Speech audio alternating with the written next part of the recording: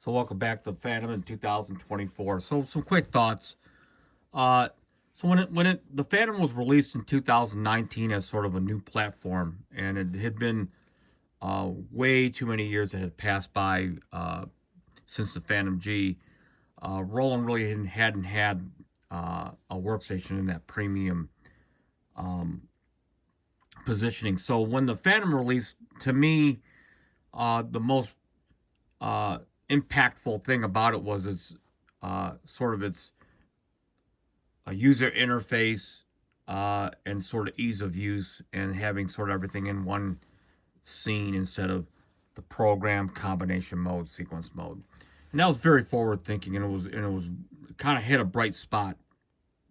Now, as far as the sound sets, there was really nothing brand new in it. It was sort of the Zencore sort of uh, was launched, and the Supernatural synth engine, which was dominant uh, in the Jupiter 80, and of course the Integra, and even to some extent the Phantom FA06, the real cheap budget line keyboard, were sort of like the found sort of set the stage as the foundation of this platform.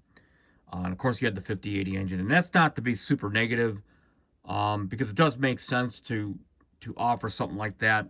I mean, who wants to go back and spend $4,000 on a Jupiter 80? That was the going price, I think, at that time. So why not have it? Some of the shortcomings about the Phantom, and they still sort of exist today, is its internal effects structure. It's nowhere as sophisticated as the Chronos, which had been out 6 or 7 years prior, I think, to this Phantom. It was still kind of falls behind on that, but nonetheless, we would have to wait until late 2023, 2024, early for a new synthesis engine, which was the Wavetable, which is the enzyme, which I don't have because I don't have the I didn't choose to buy the EX upgrade just yet. But that would be sort of like that first synthesis that would come to here, which is very, I'm not gonna say forward thinking, but it's really cool. Um, but along with the EX update, you could kind of see the writing on the wall that in this update was sort of like that last end cap on this hardware platform. You could kind of see that the things that Roland were trying to do with the Zencore kind of pushed the hardware. So there was kind of a bit of compromise that you had to deal with within the workstation. And so I sense that this is probably the last update before we see some new hardware, and then a continuation of sort of Roland's vision of where they want their Zencore to take their hardware into the next decade or so. Things that I would have liked to seen before the JD800, I would have liked to have seen the D50.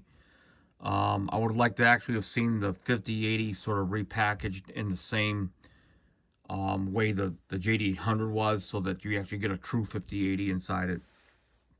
And that stuff very well could be down the line in that roadmap. The JP8000, there's a lot of real cool synthesizers that Roland had, which is clearly the way they're going right now. It's just that this hardware cannot really fully support that roadmap as it is. But if you cut it off at the EX update, like right now, not have any more updates, which I suspect, this synthesizer makes a fantastic synthesizer still to this day. Um, for me, the MPC is sort of the number one. It's the king of the hill.